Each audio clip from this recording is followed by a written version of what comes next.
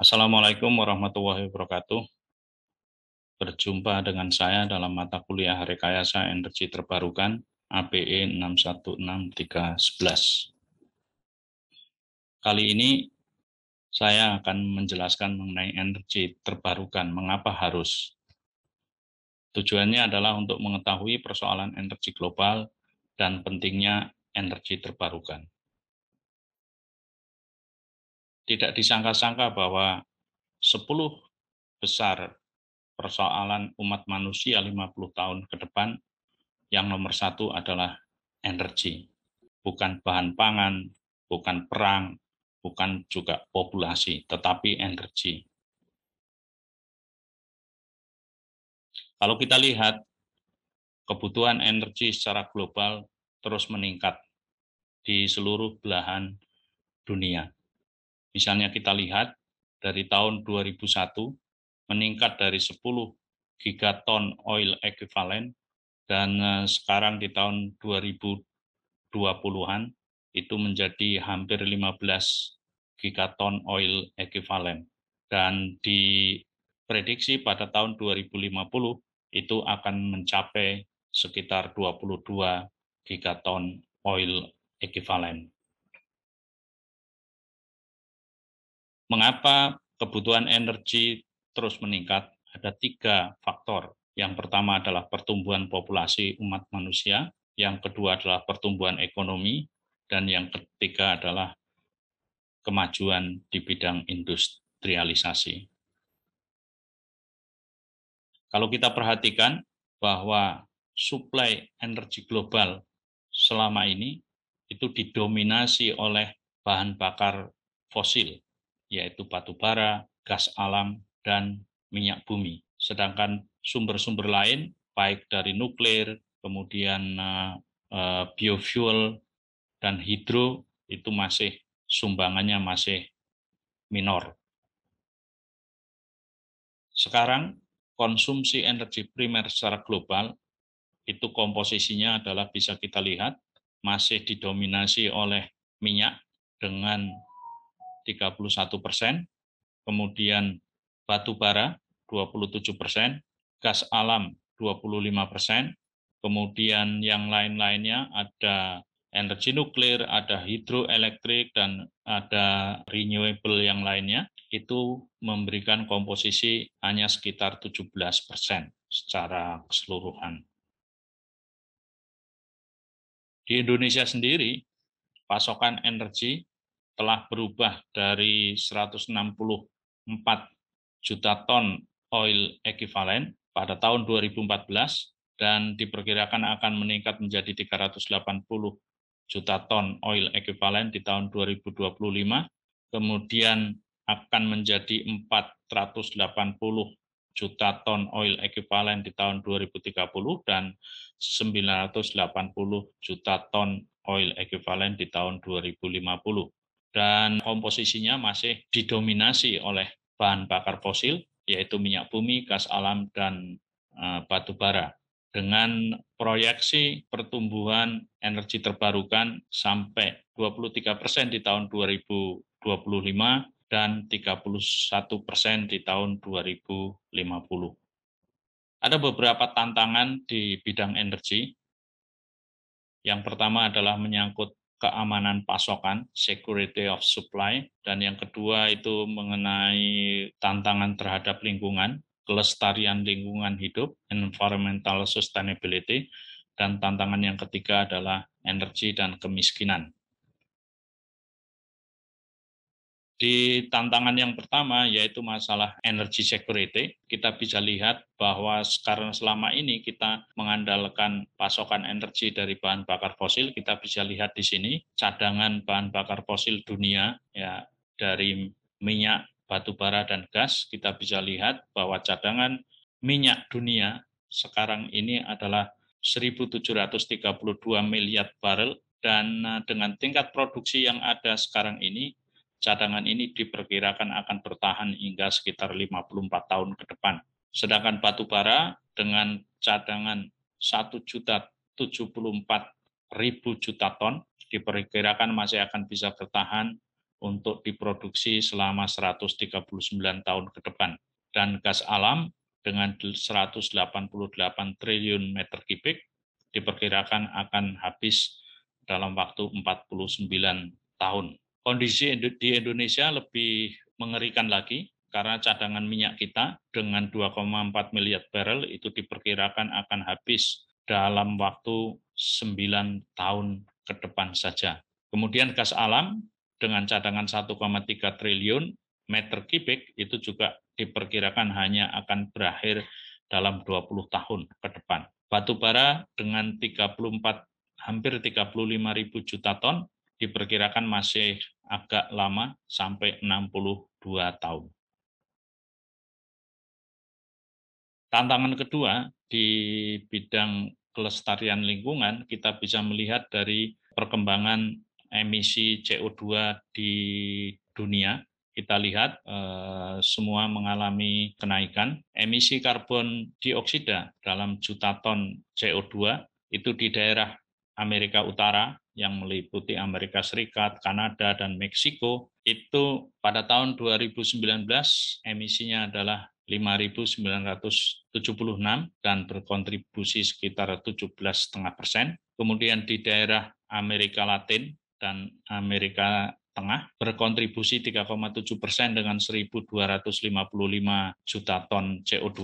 Di Eropa dengan 4.110 berkontribusi sekitar 12%, dan di daerah bekas Uni Soviet berkontribusi 6,1% dengan 2.085 juta ton CO2. Di Timur Tengah itu kontribusinya 6,3% dengan 2.164, dan Afrika 3,8% dari 1.308 juta ton CO2.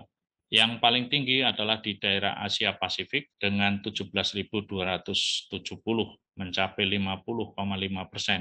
Secara keseluruhan di dunia, emisi CO2 mengalami peningkatan dari 29.745 menjadi 34.169. Meskipun di beberapa belahan seperti di Amerika Utara dan Eropa terjadi penurunan. Nah, Indonesia sendiri dengan emisi CO2 632 itu telah memberikan kontribusi 1,8%.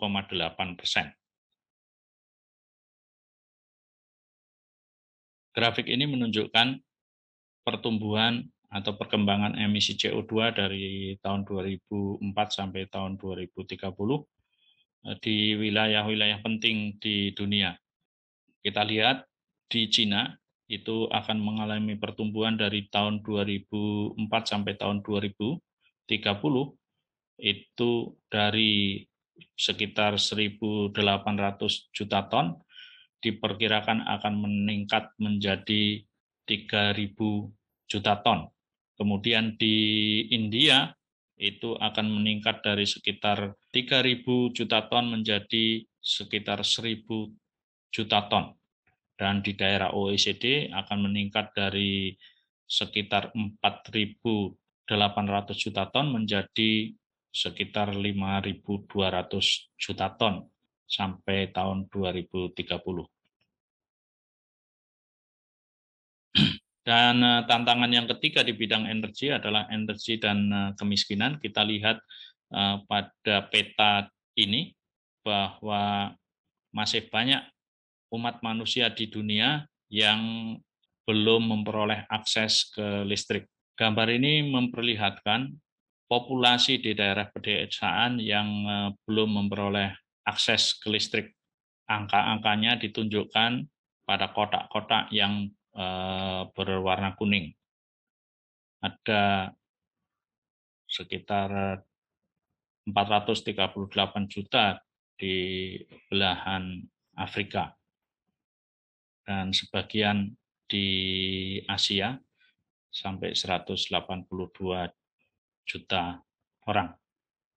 Nah, oleh karena itu kita melihat betapa pentingnya untuk mengembangkan energi terbarukan karena kita melihat betapa sumber energi fosil yang kita gunakan selama ini ternyata tidak akan bertahan lama.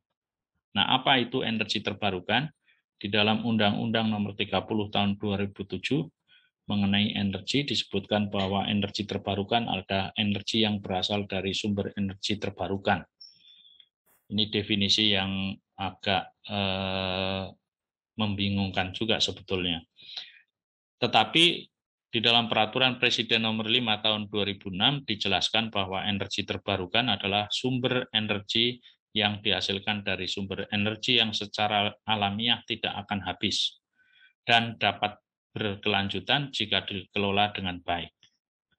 Jadi definisi dari Peraturan Presiden Nomor 5 Tahun 2006 saya kira jauh lebih jelas. Jadi energi terbarukan itu menyangkut pada sumber-sumber energi yang diperkirakan tidak akan habis dan atau energi yang dapat berkelanjutan. Nah, energi yang diperkirakan tidak akan habis itu misalnya adalah energi surya, energi angin atau bayu, energi air, energi panas bumi atau geotermal, energi dari gelombang laut, arus laut, ya, itu diperkirakan tidak akan habis sepanjang kehidupan di dunia ini masih berjalan. Sedangkan energi-energi yang dapat dikelola secara berkelanjutan diantaranya adalah energi biomasa dan turunannya, ada biodiesel, ada biogas, ada biooil, bioetanol, hidrogen, dan lain-lain. Nah, pemerintah Indonesia itu juga telah memiliki tekad yang kuat untuk meningkatkan kontribusi energi terbarukan di dalam bauran energi nasional dengan target adalah 23% pada tahun 2025 dan 30% di tahun 2050. Ini merupakan satu peningkatan yang sangat signifikan karena kita ingat bahwa pada tahun 2015 kontribusi energi terbarukan di Indonesia baru 5%.